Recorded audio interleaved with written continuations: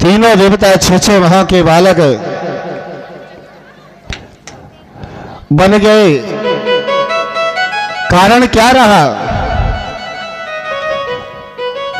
एक मैया का जो तप था, जो पति के प्रति जो समर्पित भाव था, उस भाव के कारण आज षष्ठी को जो चलाने वाले हैं, षष्ठी को जो बनाने वाले हैं, षष्ठी का जो श्रृंगार करने वाले हैं, तीनों देवता एक साथ में ही 6 माह के बालक बन के पलना झूल रहे हैं। सभी देवी देवता माता अनसुईया के भाग की सराहना करने लगे। मैया धन्य है, धन्य है तुम्हारी श्रद्धा, प्रेम और निष्ठा अपने पति के प्रति। जिन देवताओं के मात्र दर्शन करने के लिए संत महामुनि हजारों वर्ष तक कंदराओं में बैठकर तप करते रहते हैं, तब भी उनके दर्शन नहीं हो पाते हैं, पर आज मात्र अपने पति की सेवा करने के कारण तुमने तीनों देवताओं के अपने घर बुला लिया। समय आगे बढ़ने लगा। जब समय बहुत हो गया, देवियां सोचने लगी, अरे जिनका काम मात्र क्षण मात्र का था, उनको इतना समय हो गया, वापस तक नहीं आए, ऐसे कहां गए? एक छोटे से काम के लिए भेजा था, बरसों हो गए। तीनों देवियां बात कर रही है, तो क्या देखा कि सामने से नारद जी आ रहे हैं, नारायण नारायण करते हुए। जैसे नारद जी ने देखा, कहा नारद इधर आओ, इधर आओ। उन्होंने कहा हाँ मैया बोलो। नारद पास में तो आ। उन्होंने कहा मैया मेरा का अनुष्ठान चल रहा है, उस अनुष्ठान का नियम है मैं स्त्रियों से दूर से बात करता हूं। मैया समझ गए, कहने लगे नारद वो तो ठीक है, पर ये तो बता तुम्हारे भगवान कहाँ हैं, तुम्हारे तीनों देवता कहाँ हैं? नारद कहने लगे मैया मुझे क्या मालूम, तुम्हारे पति देव है, तुम्हें पता होगा वो कहाँ है, मैं तो उनका भक्त हूं, मुझे क्या मालूम वो कहाँ है। जब बार बार कहने लगी, नारद बताओ तो सही कहाँ है। नारद जी कहने लगे मैया भगवान और कहाँ जाएंगे, जहां तुमने भेजे है ना वहीं पर है, और तुमने भेजे थे बड़े बड़े, पर वो तो हो गए छोटे, 6 माह के बालक बने पड़े हैं, जाके ले आओ। तीनों देवियां दौड़ी, माता अनसुईया के आश्रम पे आई, दरवाजे पे खड़ी हुई है, आवाज दे रही है मैया हम अंदर आ जाएगा। जैसे मैया ने देखा, अच्छा पहले भगवान आए थे, अब देवी आई है, पधारो, तुम्हारा ही आश्रम है, आ जाओ। बैठे वार्तालाप करने लगे, हाथ जोड़ के कहने लगे मैया हमसे बहुत बड़ा अपराध हो गया, हमें तुम्हारे प्रति ईर्ष्या उत्पन्न हो गई, मैया हमें क्षमा कर दो, हमारे पतियों को हमें वापस लौटा दो। मैया ने कहा तुम्हारे पति कहीं हो तो ले जाओ। मैया ने देखा पलना में तीनों देवता सो रहे हैं, कहने लगी मैया ये हमारे पति देव है, इन्हें हमें वापस कर दो, हमसे बहुत बड़ा अपराध हो गया। सुखदेव मुनि वर्णन कर रहे हैं, राजन जिनके मन में ईर्ष्या उत्पन्न हुई, जिसके प्रति ईर्ष्या उत्पन्न हुई, ईर्ष्या ऐसी राक्षसी है खुद को खा जाती है। आज उसी के चरण पकड़ने पड़ गए। माता अनसुईया ने कहा, देवी जाओ, ये पलने में तुम्हारे पति सो रहे हैं, जिन जिन के भी है अपने अपने उठा के ले जाओ। जैसे तीनों देवियां गई तो क्या देखा कि ब्रह्मा विष्णु महेश तीनों एक ही स्वरूप में है, एक ही जैसे दिखते हैं। अब किसको कैसे उठाएं? लक्ष्मी जी सोच रहे कि भोलेनाथ चले गए तो वापस आई, हाथ जोड़ने लगी, मैया हमारे अपराध को क्षमा कर दो। उसी समय माता अनसुईया ने अंजलि में जल लिया, अपने पतिदेव का ध्यान किया और कहा कि भगवान जैसे स्वरूप में आए थे उसी स्वरूप में वापस हो जाए। और जैसी जल का प्रोक्षण किया, तीनों बालक अपने अपने स्वरूप में आ गए। वृंदावन बिहारी लाल की जय। तीनों देवता ने अपने अपने अंश को छोड़ दिया। ब्रह्मा जी से तो चंद्रमा हुए, विष्णु से दत्तात्रेय हुए और शंकर से दुर्वासा हुए। तीनों देवी अपने तीनों देवताओं को लेकर बैकुंठ को चले गई। सुखदेव मुनि वर्णन कर रहे हैं, राजन जैसा भी परमात्मा ने दिया है उसी में संतुष्ट रहो और अपना जीवन यापन करो। पड़ोसी के पास में कितना है, कहां से आया है, कैसा आया है, उसकी चिंता तुम मत करो। तुम तो सिर्फ एक बात की चिंता करो कि हे प्रभु, तुमने रूखा दिया है, सूखा दिया है, 56 प्रकार के व्यंजन दिए हैं, वो सब तुम्हारी कृपा से है। पर एक और कृपा करते रहना कि तुम्हारे चरणों में जो मन लगा हुआ है वो कभी हटे नहीं। अगर संतुष्ट बन के रहोगे तो आनंद में रहोगे। अगर मन में संतुष्ट नहीं हो, जो परमात्मा ने दिया है उसी से संतुष्ट रहना पड़ेगा। हमारा कर्म करते जाओ, सुख दुख ये जीवन का पड़ला है, आता रहेगा। कभी दुख आए तो कभी निराश नहीं होना, कभी भगवान को नहीं कोसना, क्योंकि आजकल दुख आता है तो सबसे पहले गाली भगवान को पड़ती है। कर्म हमारे खराब है, दुख हमारे कारण आए हैं। भगवान कहते हैं कि न मैं किसी को सुख देता हूं, न मैं किसी को दुख देता हूं, मेरे यहां तो मात्र आनंद है। सुखस्य दुखस्य न कोपि दाता। भगवान कहते हैं न मैं किसी को सुख देता हूं, न मैं किसी को दुख देता हूं। तो ये आते कहां से हैं? ये अपने कर्मों के द्वारा आते हैं। जैसे एक किसान घर से निकला बीज लेके, इसमें 3 क्रिया होती है। बीज लेके घर से निकला, हल जोता और भूमि में बीज को बो दिया। अब जो फसल उगेगी वो उसका भाग्य है। इसी प्रकार से इस धराधाम पे मनुष्य आया हुआ है।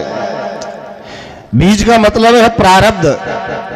हर व्यक्ति अपना अपना प्रारब्ध साथ में लेकर आया कि पूर्व जन्म में आपने क्या क्या किया। अब इस संसार में आके हमें कर्म करना है। जैसे किसान ने हल जोत के कर्म किया, उसके बाद में बीज डालना है। वो भूमि कैसी है, उपजाऊ है या बंजर है। अगर उपजाऊ में अगर बीज डाला है तो वो बीज उगेगा, ये प्रमाणिक है।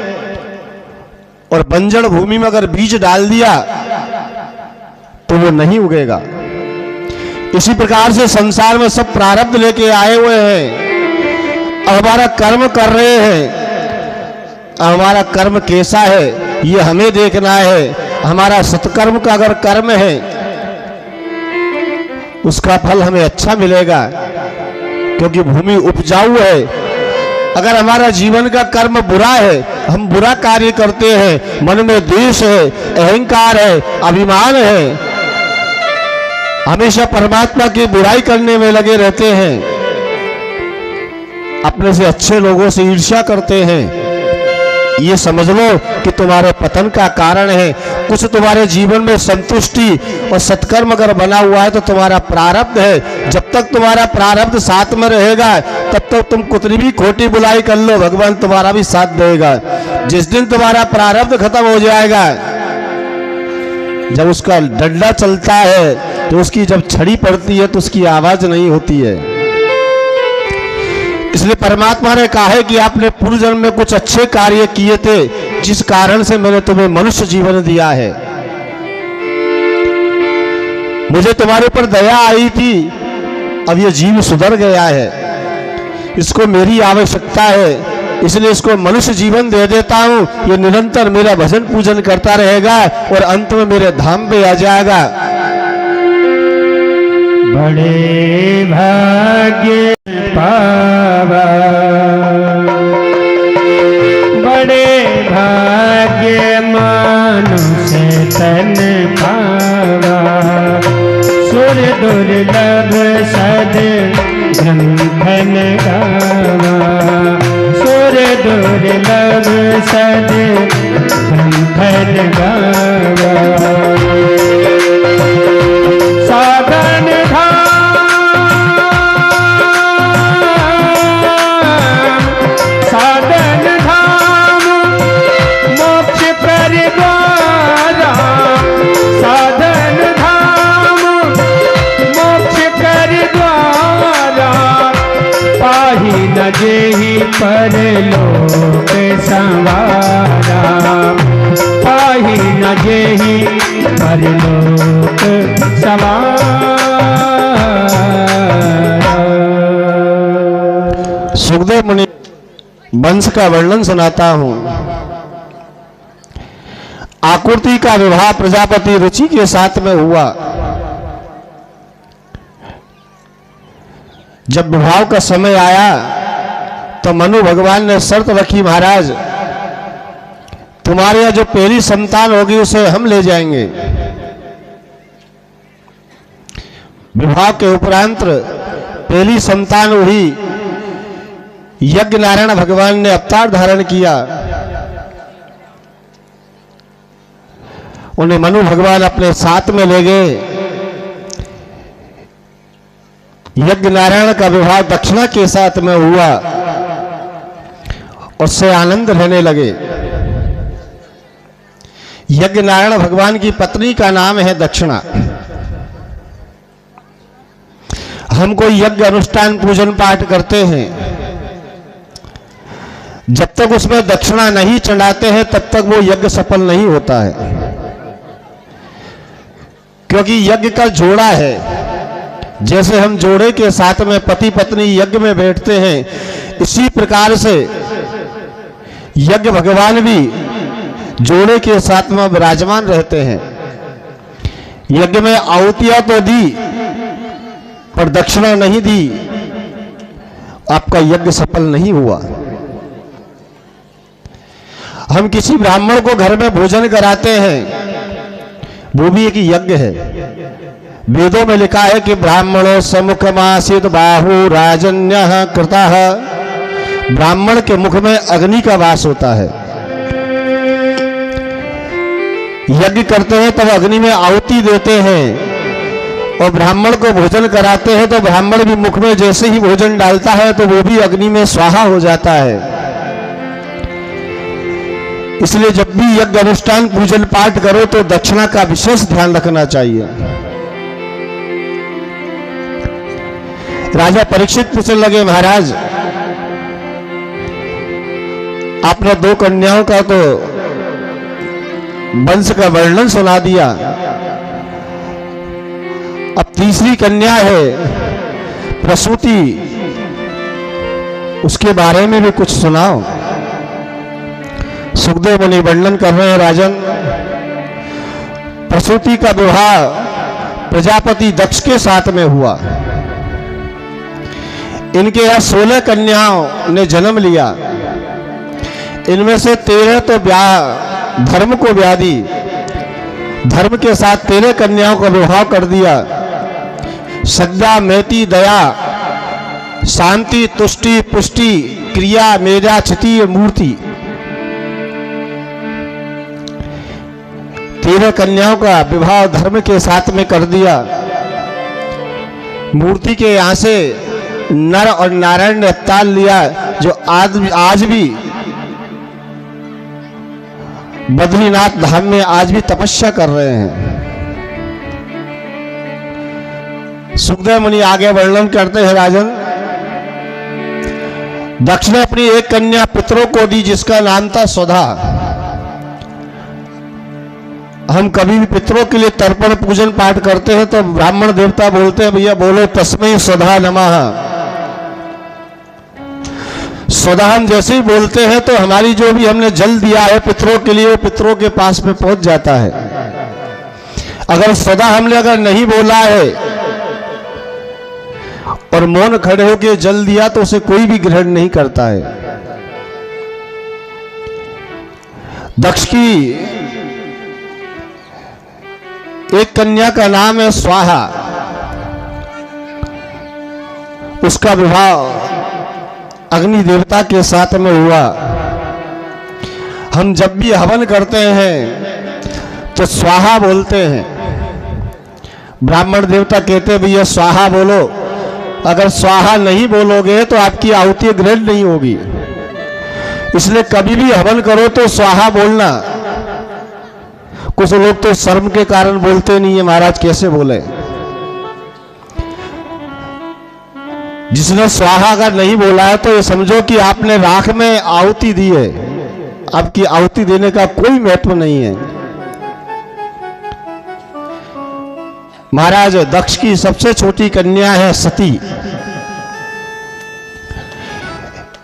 इनका विवाह बाबा भोलेनाथ शंकर के साथ में हुआ।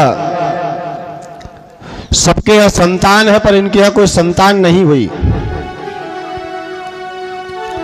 और महाराज संतान तो नहीं हुई, वहां तक तो ठीक है, पर एक बहुत बड़ा अनर्थ भी हुआ।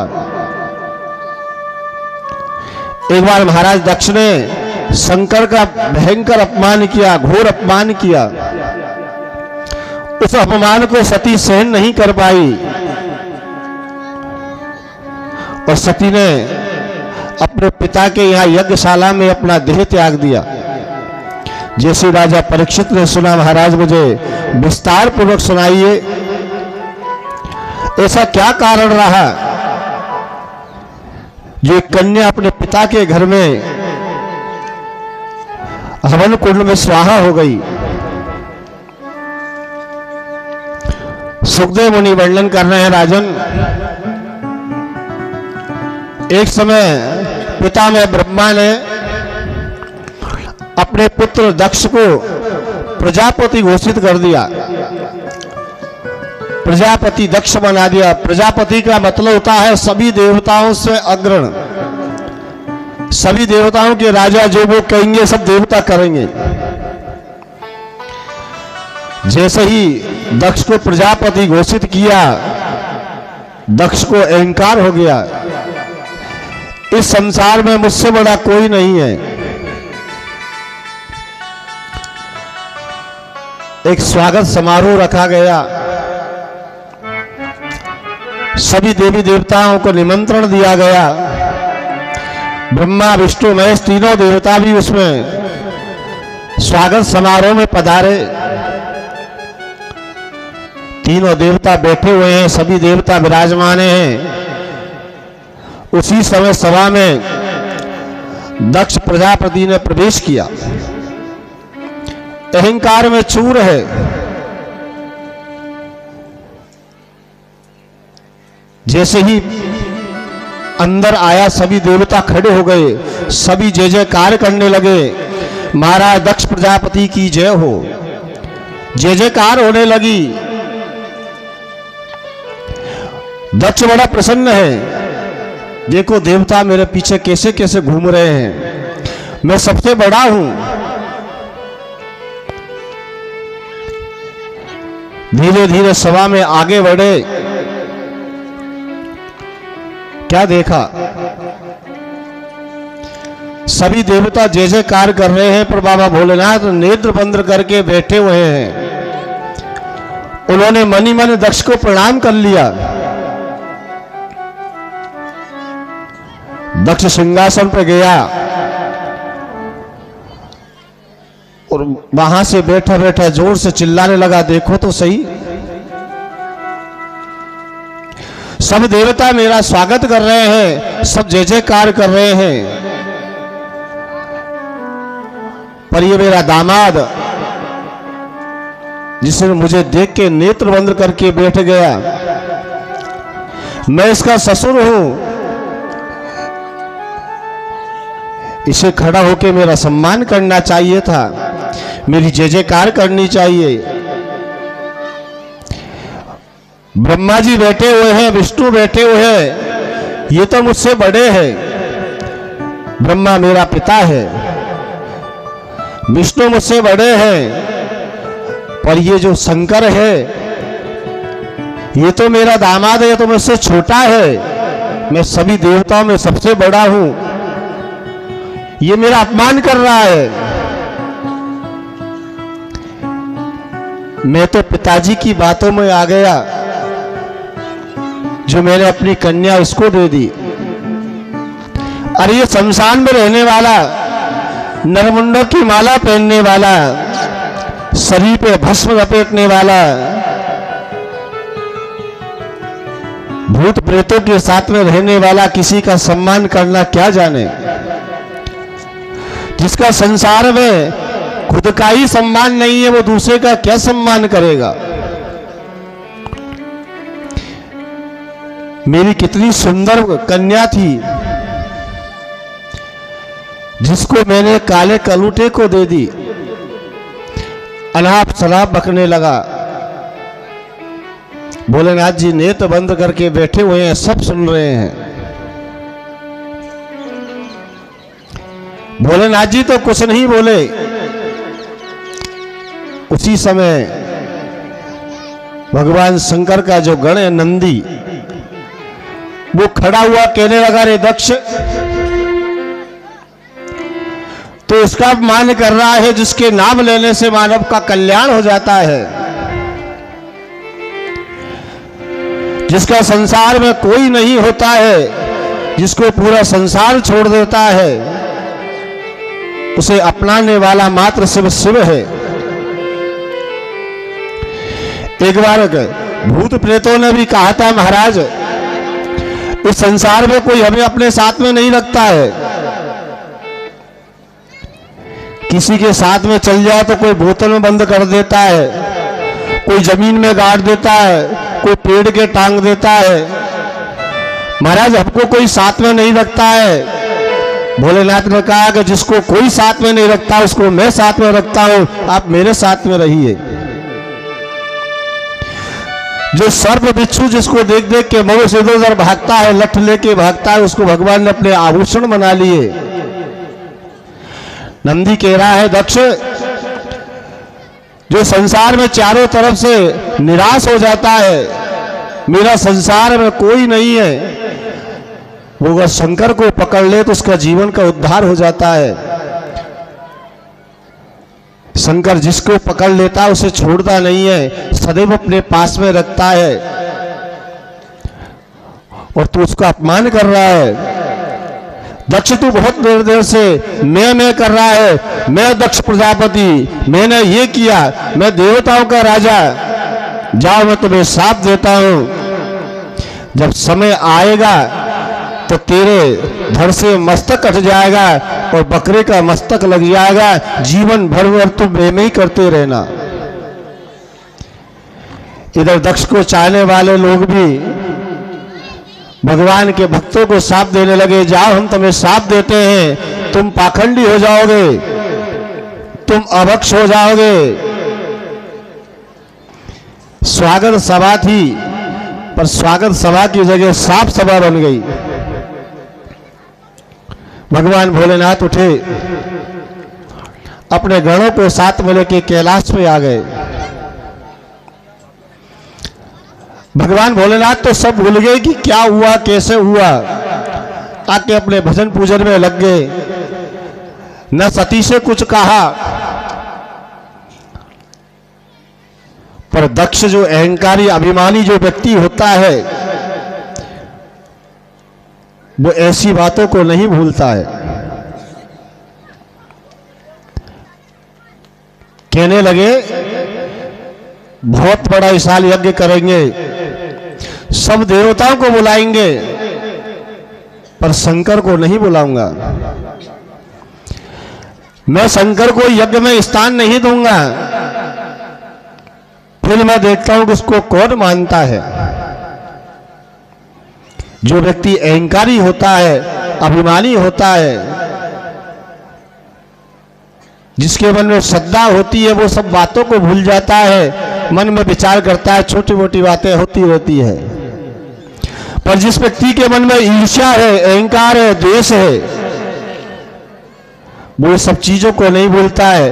अच्छा पड़ोसी ने कथा कराई है, 1 लाख रुपए चढ़ाया है, मेरी जमीन बिक जाए पर कथा मैं भी कराऊंगा। जिसका कोई चीज का भावार्थ नहीं है, मात्र देश, उसी अहंकार के कारण दक्ष ने कहा कि यज्ञ करो। हरिद्वार में बृहस्पति नामक यज्ञ का आयोजन किया गया। सभी देवी देवताओं को निमंत्रण दिया,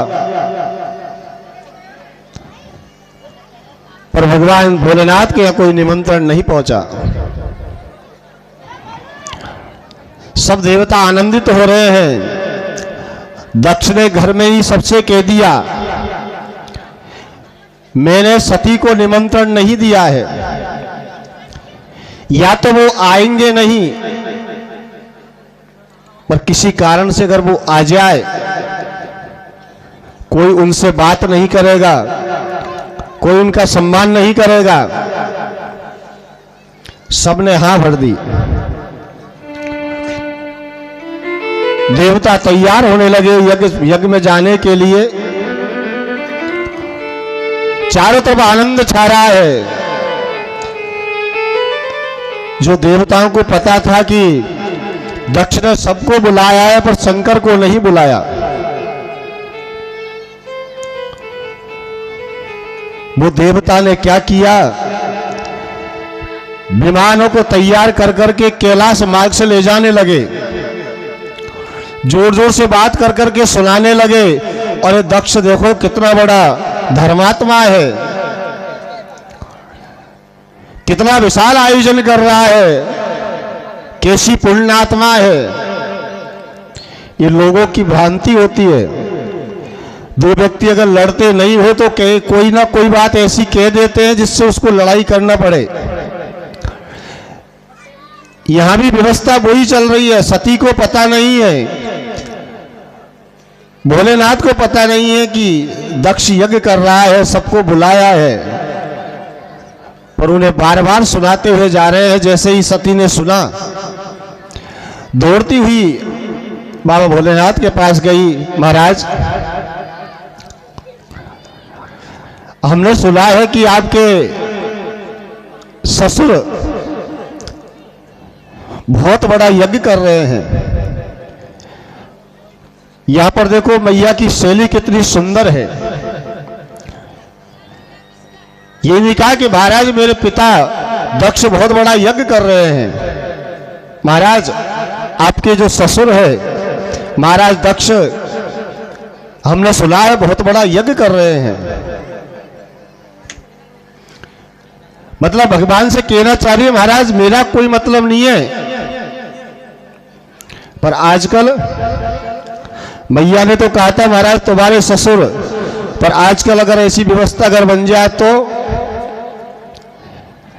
एक छोटी सी अगर रामायण की हो घर में, आज निमंत्रण आ जाएगा, बहुत बड़ा आयोजन कर रहे हैं, हो सकता है भूल गए होंगे, पर हमें चलना जरूर चाहिए। जब तक हमें पता नहीं था जब तक तो ठीक थी, अब हमें पता चल गया है कि हमारे पिताजी तुम्हारे ससुर यज्ञ कर रहे हैं, हम नहीं जाएंगे तो उन्हें बुरा लगेगा। भगवान कहने लगे देवी पर जाना वहां चाहिए जहां देख के एक दूसरे का प्रेम बढ़े। आपको सुनाया था नहीं कि 4 मिले 64 खिले 20 रहे कर जोर, और हरिजन से हरिजन मिले ऐसे 60 करोड़।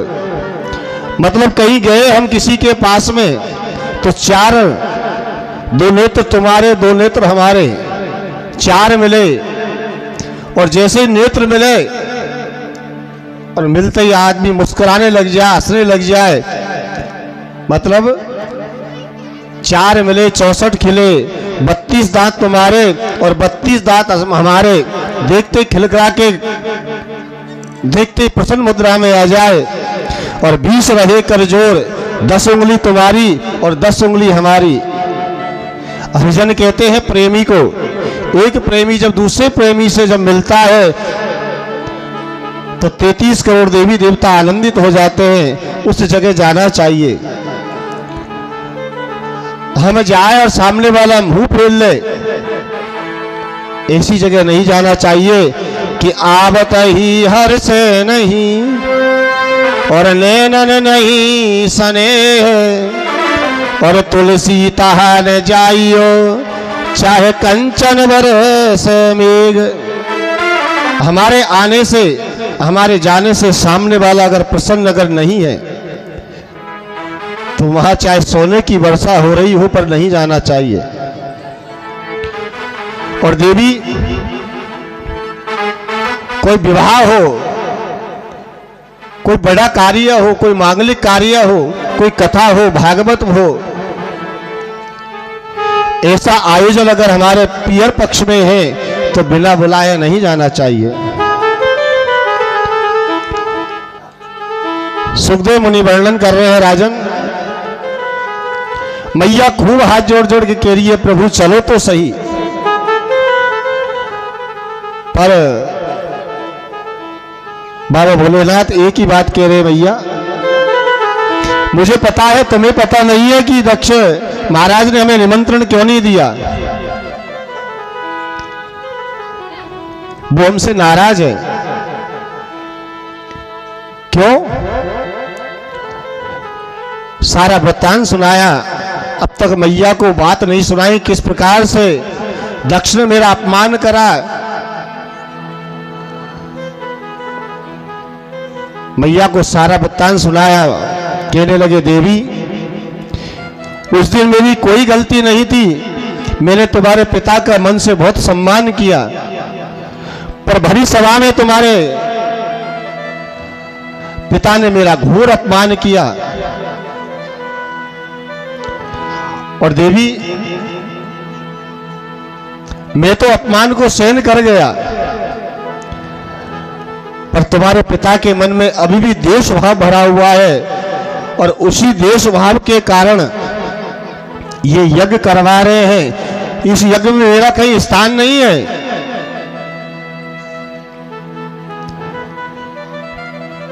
मेरा तो मानना यह है देवी जब तक वो बुलाने नहीं आए हमें नहीं जाना चाहिए।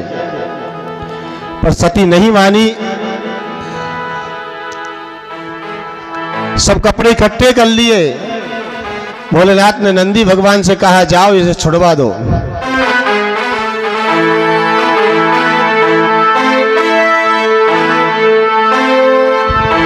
मान सहित विष पी के शंभु भय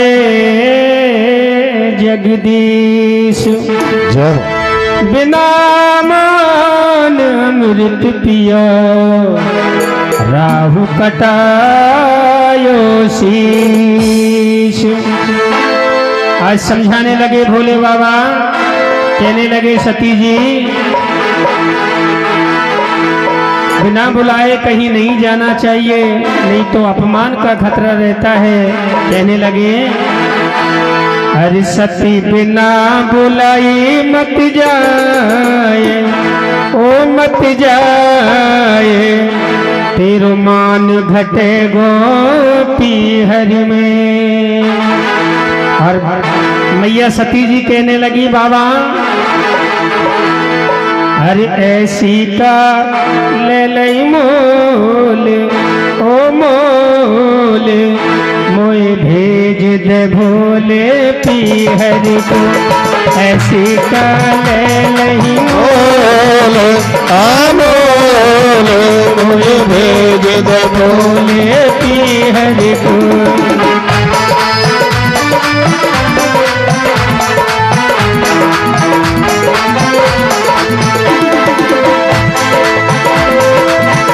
मोए भेज दे भोले पीहर को, ठंडाए दे भोले पीहर को, ऐसी काले लई मोले हाँ मोले, मोए भेज दे भोले पीहर को।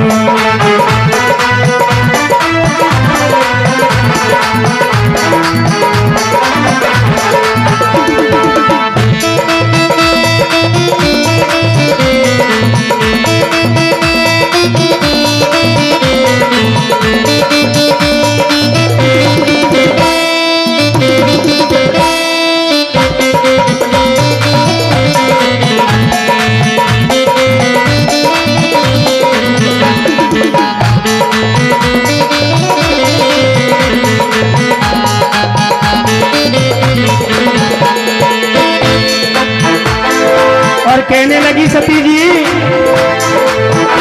अरे मेरे पिता ने यज्ञ रचायो, मेरे पिता ने यज्ञ रचाया, मेरे पिता ने यज्ञ रचायो, मेरे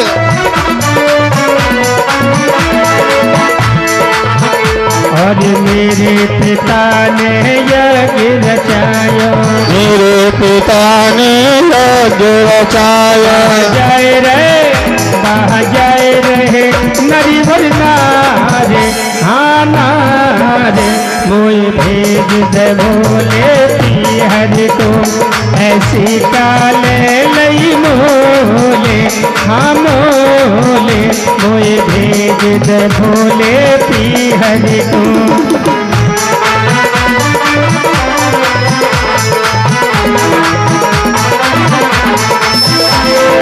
बम बम भोले जय हो।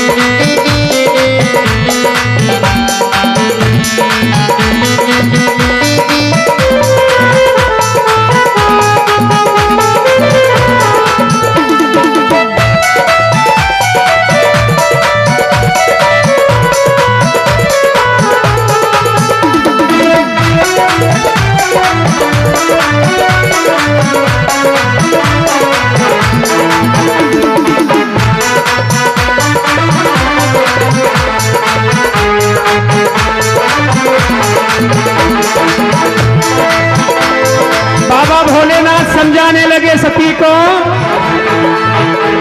अन्नो तो नहीं आयो बुलायो नहीं आयो, नो तो नहीं आयो बुलायो नहीं आयो, नो तो नहीं आयो बुलायो नहीं आयो, नो तो नहीं आयो बुलायो नहीं आयो, नहीं आयो रे नहीं आयो रे नहीं आयो कोई लिलिहारे लिलिहारे, तेरो मान घटे गोपी हर में, तू बिना बुलाई मत जाए मत जाए, तेरो मान घटे गोपी हर में।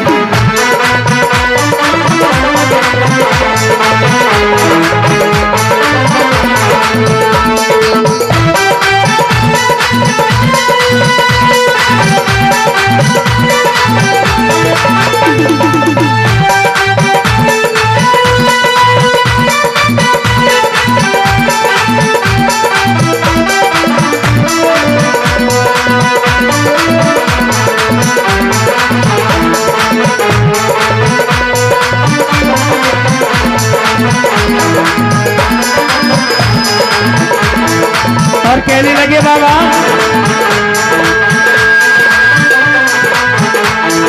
माता न बोलाई सती पिता न बोलाई, माता न बोलाई सती पिता न बोलाई, माता न बोलाई सती पिता न बोलाई, नहीं आयो रे, नहीं आयो रे, नहीं आयो निमंत्रण काड़े हो पाड़े, तेरो मान घटे गोपी हर में तू बिना बुलाई मत जाए, मत जाए, तेरो मान घटे गोपी हर में।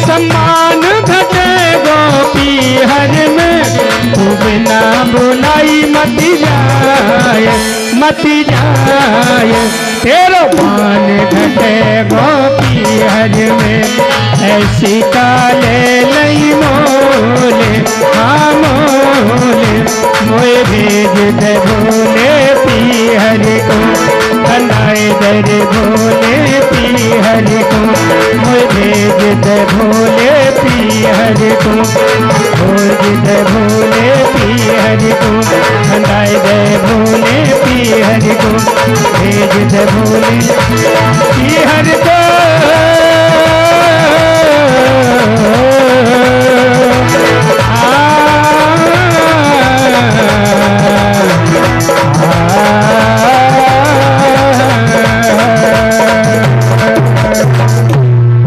नमः पार्वती पदय हर हर महादेव शंभो। पिता के घर जाने के लिए तैयार है, पीछे से नंदी को भेजा। नंदी कुछ सामान बचा हुआ है सती का, इसे साथ में ले जाओ, क्योंकि मुझे मालूम है सती अब वापस नहीं आएगी, और इसका सामान जब जब भी मुझे दिखेगा इसका मुझे स्मरण आता रहेगा, मेरे भजन में विघ्न उत्पन्न होगा। सब सामान इकट्ठा करके सती जैसे ही यज्ञशाला में प्रवेश किया, यज्ञशाला को देखा तो आनंदित हो गई। मेरे पिता कितना बड़ा यज्ञ कर रहे हैं। बाबा भोलेनाथ बात ही नहीं मान रहे हैं मेरी। मैंने कहा था बहुत बड़ा आयोजन है, अब इतने बड़े आयोजन में छोटी बातें भूल भी जाते हैं। सामने देखा बहन खड़ी हुई है, माता खड़ी हुई है। बहनों ने जैसे ही देखा मुंह फेर लिया। मैया के मन में तो खूब है कि से अपनी बेटी को गले से लगा लूं, पर इस बात का डर भी है कि अगर दक्ष को पता चल गया तो वो मुझे मार देगा। फिर भी कुशल से पूछा। बहन एक दूसरे को व्यंग कसने लगी। सती, हमने तो सुना था तुम्हें निमंत्रण भी नहीं दिया, हमें तो ऐसा लगता है तुम बिन बुलाई आई हो। सती कहने लगी, पिता के घर में कैसा निमंत्रण, मेरा भी तो इस घर में अधिकार है। मां से मिली, बहन से मिली, पिता के बारे में पूछा तो बताया कि यज्ञशाला में है। सती यज्ञशाला में प्रवेश किया। स्वर्ण से जड़ित यज्ञशाला बनाई गई। दक्ष खड़ा हुआ है। सती ने देखा चारों तरफ सभी देवताओं को स्थान दे रखा है। दक्ष को देखा, दक्ष ने मुंह फेर लिया। आगे बढ़ी, देखा ब्रह्मा जी का स्थान है, विष्णु का स्थान है, इंद्र का स्थान है, अग्नि का स्थान है। सब देवताओं के अपने अपने स्थान दे रखे हैं, पर बाबा भोलेनाथ का कहीं भी स्थान नहीं है। जैसे दक्ष के पास गई, प्रणाम किया। दक्ष ने प्रणाम स्वीकार किया और आगे बढ़ने लगा। मैया कहने लगे, पिताजी मैं आपके यहां आई, आप मुझसे वार्तालाप नहीं कर रहे हो, कोई नाराजगी है? दक्ष कहने लगा, सती मैंने तुम्हें निमंत्रण नहीं दिया, तुम बिन बुलाई आई हो। तुम्हारा अधिकार इस यज्ञशाला में नहीं है। जो मांगने वालों की जो लाइन लगी है उसमें जाके तुम खड़ी हो जाओ।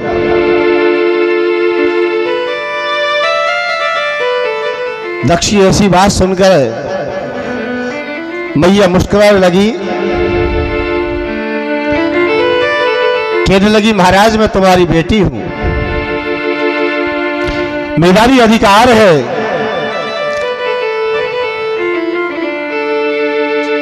आप मुझसे हास्य विनोद कर रहे हो, मुझे पता है इतना बड़ा आयोजन कर रहे हो, शायद तुम भूल गए होंगे या किसी को तुमने निमंत्रण देने भेजा होगा, शायद वो देने नहीं गया होगा और आपको ऐसा लगा होगा कि शायद उसने निमंत्रण भेज दिया। दक्ष कहने लगा, सती मुझे मालूम है, मैंने न किसी को निमंत्रण भेजा। जब मैंने तुम्हारा यह स्थान ही नहीं दिया तो तुम्हें निमंत्रण किस बात का? सती ने चारों तरफ देखा तो सबका स्थान है, पर बाबा भोलेनाथ का स्थान नहीं है। पिता भवन जब गई भवानी,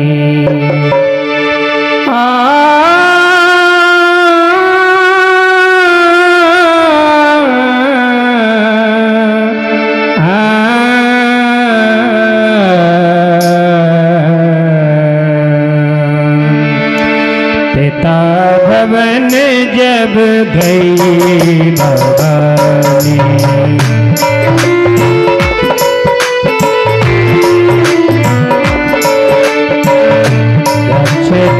से कहूँ न सन्मानी, सादर भले ही मिली एक माता, भगनी मिली बहुत मुस्काता, भगनी मिली बहुत मुस्काता, भगनी मिली बहुत मुस्काता।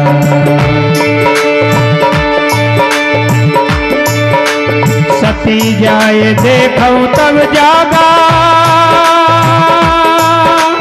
कतऊ न दीख शंभु कर भागा, कतहु न दीख शंभु कर भागा, अस कहियोग अपन तनु जारा।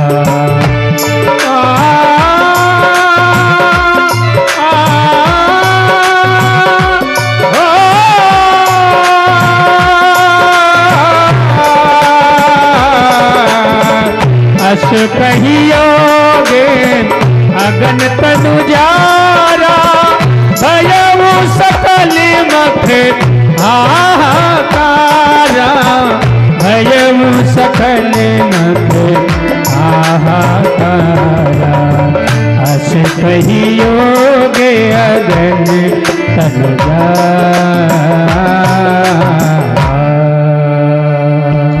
जैसे ही देखा सती ने भगवान का कहीं स्थान नहीं है, आंखें लाल हो गई। कहने लगी दक्ष, शास्त्र कहते हैं जो अपने पति का अपमान करे, जो अपने स्वामी का जो अपमान करे उसकी जीभ काट लेनी चाहिए। अगर सामर्थ्य नहीं है तो कान में उंगली डाल के वहां से चल जाओ, पर अपने पति का अपमान अपने कानों से नहीं सुनना चाहिए। महाराज तुम मेरे पिता हो, मैं तुम्हारी जीभ तो नहीं काट सकती। पर महाराज कान में उंगली देके भी मैं भगवान के सामने नहीं जा सकती, क्योंकि मैं जैसे ही जाऊंगी कैसा स्वागत हुआ तुम्हारा। महाराज मैं सब कुछ सहन कर सकती हूं, मुझे दुख इस बात का नहीं है कि तुमने मेरा अपमान किया, कष्ट इस बात का है कि तुमने बाबा भोलेनाथ का अपमान किया है। और महाराज आज के बाद में कोई मुझसे शिवद्रोही दक्ष कुमारी कहे वो मैं सहन नहीं कर सकती। ये शरीर तुमने दिया है, इसलिए मैं शरीर का परित्याग करती हूं। उसी समय सती ने यज्ञशाला में आसन जमाया, श्वास को ब्रह्मांड में खींचा और देखते देखते सती का शरीर जलने लगा। शरीर ने प्राण छोड़ दिए। जैसे ये सूचना बाहर मिली कि सती ने यज्ञशाला में अपने प्राण छोड़ दिए, चारों तरफ हाहाकार मचने लगा, देवता इधर उधर भागने लगे।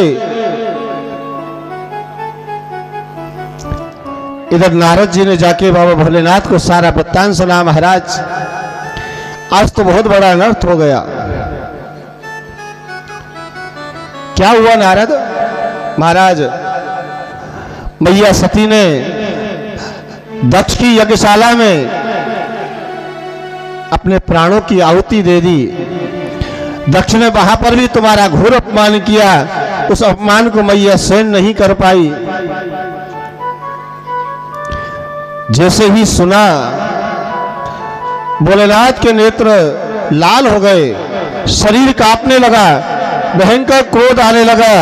उसी समय बाबा भोलेनाथ ने अपनी जटा खोली और अपनी जटाओं में से एक जटा उखाड़ी और भूमि पर मारी, और उसे देखते देखते वीरभद्र उत्पन्न हो गया।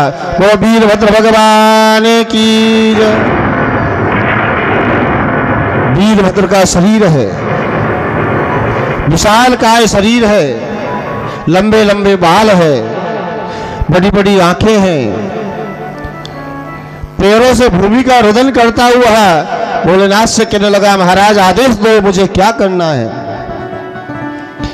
भोलेनाथ ने आदेश दिया जाओ मेरे गणों को साथ में लेके जाओ और दक्ष की यज्ञशाला को तहस नहस कर दो। जितने भी वहां देवता विराजमान हैं जिन्होंने स्नान माया मरी नमन मरा और मर गए शरीर, आशा तृष्णा ना मरी कह गए दास कबीर। भगवान की इस माया ने सभी जीवों को घेर रखा है।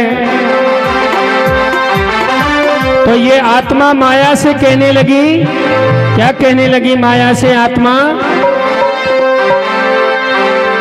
अरे मोते हाँ ये मोते अलग बनाए ले बाखरिया, बाखरिया सुन माया दो रनिया, मोते अलग बनाए ले बाखरिया सुन माया दो रनिया।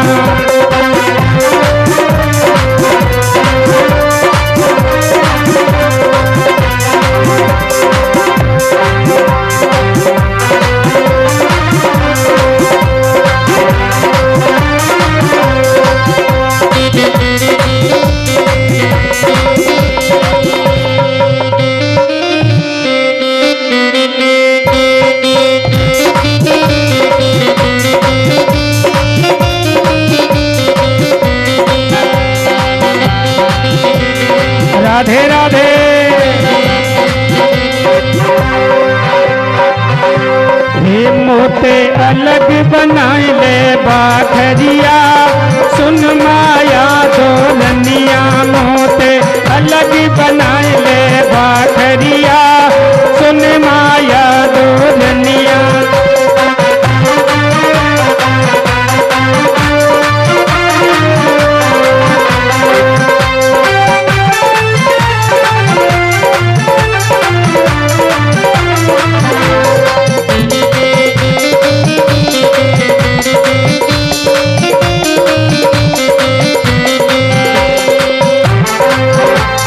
राधे राधे।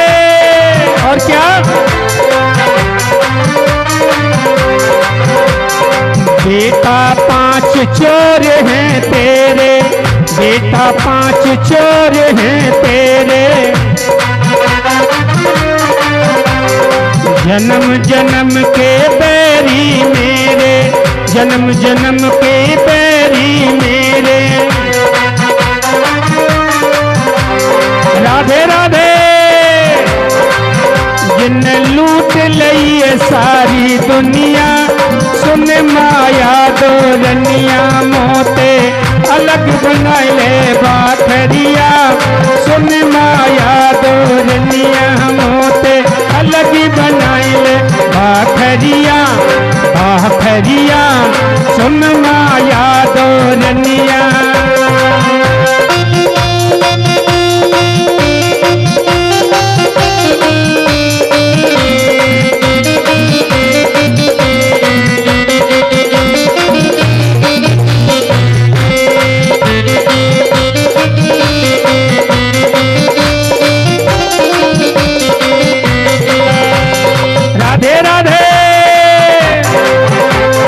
और क्या किया इस माया ने विश्व मोहनी रूप बनाया विश्व मोहनी रूप बनाया देवलोक सारो छल खायो देवलोक सारो छल खायो और क्या और लूट ले नारद मुनिया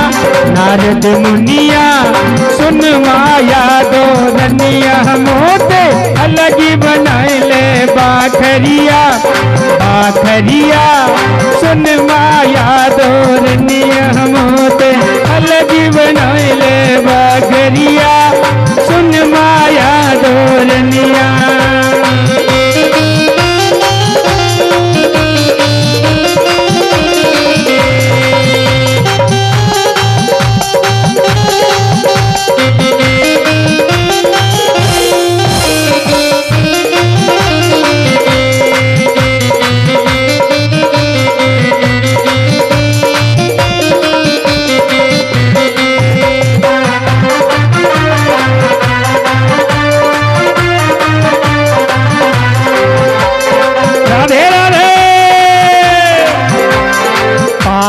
ऋषि संगी ऋषि लूटे पारा ऋषि संगी ऋषि लूटे धन भजन सब जप तप छूटे धन भजन सब जप तप छूटे पारा ऋषि संगी ऋषि लूटे धन भजन सब जप तप छूटे और क्या हुआ यानी रूप बनाए ले मोहनिया मोहनिया सुन माया दोलनिया मोते अलग बनाए ले बाखरिया बाखरिया सुन माया दोलनिया मोते अलग बनाए ले बाखरिया सुन माया दोलनिया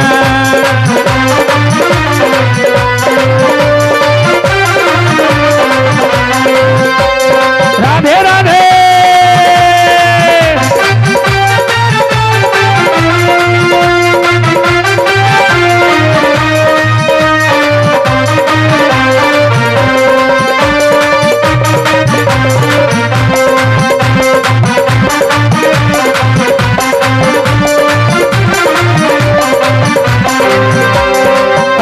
किया इस माया ने? अरे वेद पढ़नते ब्रह्मा लूटे, वेद पढ़नते ब्रह्मा लूटे, राज धर्म सब पड़ गए झूठे। वेद पढ़नते ब्रह्मा लूटे, राज धर्म सब पड़ गए झूठे। राधे राधे। और क्या हुआ? जन गुनी बनाए गए अनगुनिया, अनगुनिया सुन माया दोरनिया, मोते अलग बनाए ले बाखरिया। सुन माया दोरनिया, मोते अलग बनाए ले बाखरिया। सुन माया दोरनिया, ओ सुन माया दोरनिया, हाँ सुन माया दोरनिया, ए सुन माया दोरनिया। बोलिए भक्तवत्सल भगवान की जय।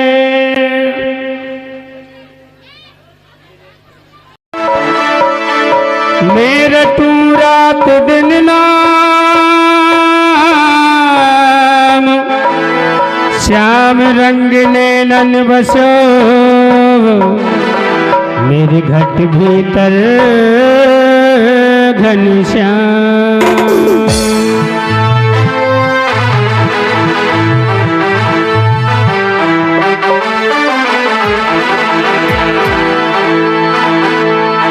और एक ग्वालिन भगवान कन्हैया से कहने लगी,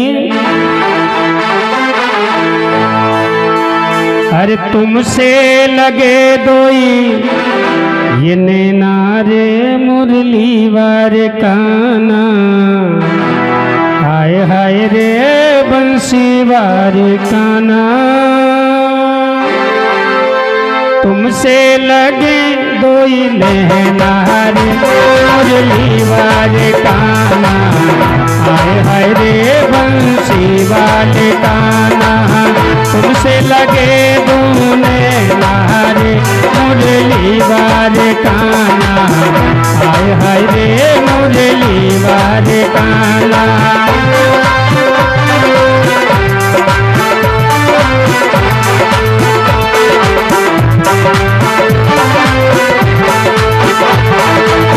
तुमसे लगे दो नैना रे मुरली वार काना, हाय हाय रे बंसी वार काना। तुमसे लगे दो नैना रे मुरली वार काना, हाय हाय रे बंसी वार काना।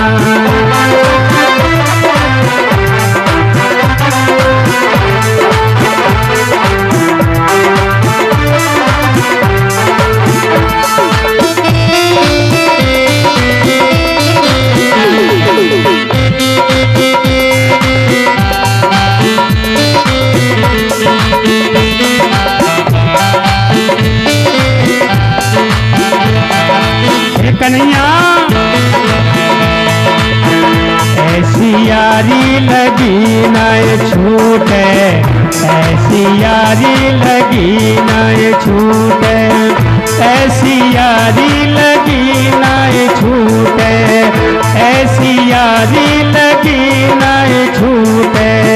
तुम बिन चैन पर ना रे मुरली वार काना, हाय हाय रे बंसी वार काना।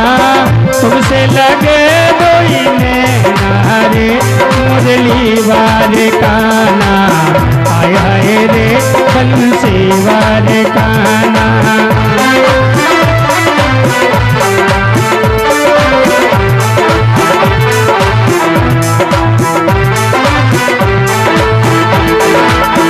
ऐसी जोड़ी बनी है अलबेली, ऐसी जोड़ी बनी है अलबेली, ऐसी जोड़ी बनी है अलबेली, ऐसी जोड़ी बनी है अलबेली।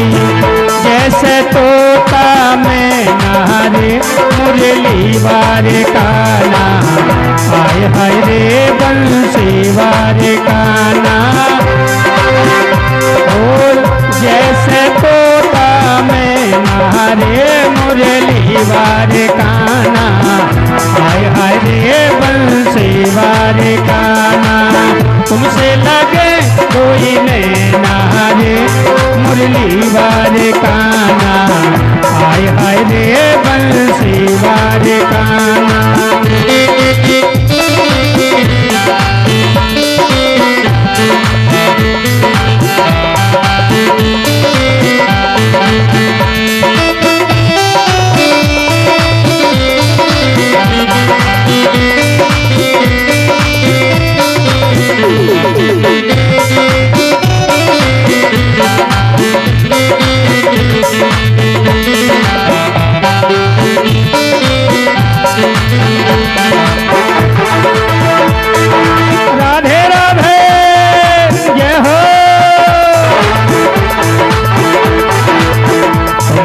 गए तो प्राण कढ़ जाइए, तुम घर गए तो प्राण कढ़ जाइए, तुम घर गए तो प्राण कढ़ जाइए, तुम घर गए तो प्राण कढ़ जाइए। मेरे नैनन ते नैना हटे नारे मुरली वारे काना, हाय हाय रे बंसी वारे काना। तुमसे लगे कोई नैना रे मुरली वारे काना, हाय हाय रे बंसी वारे काना।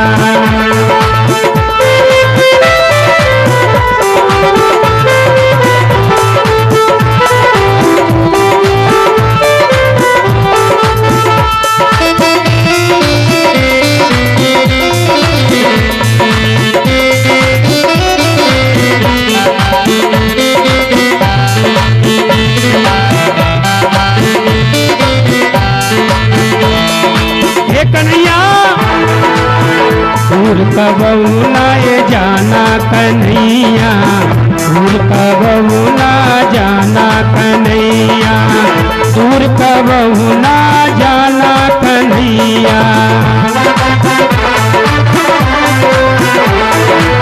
दूर कबहू ना जाना कन्हैया।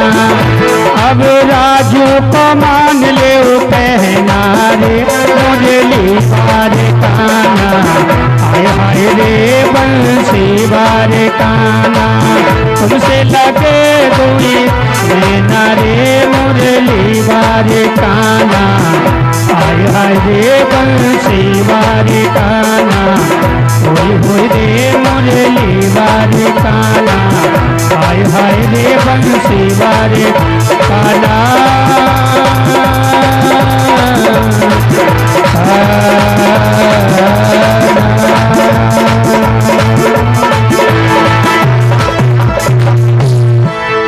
बोलिए मुरली मनोहर भगवान की जय। जय जय श्री राधे।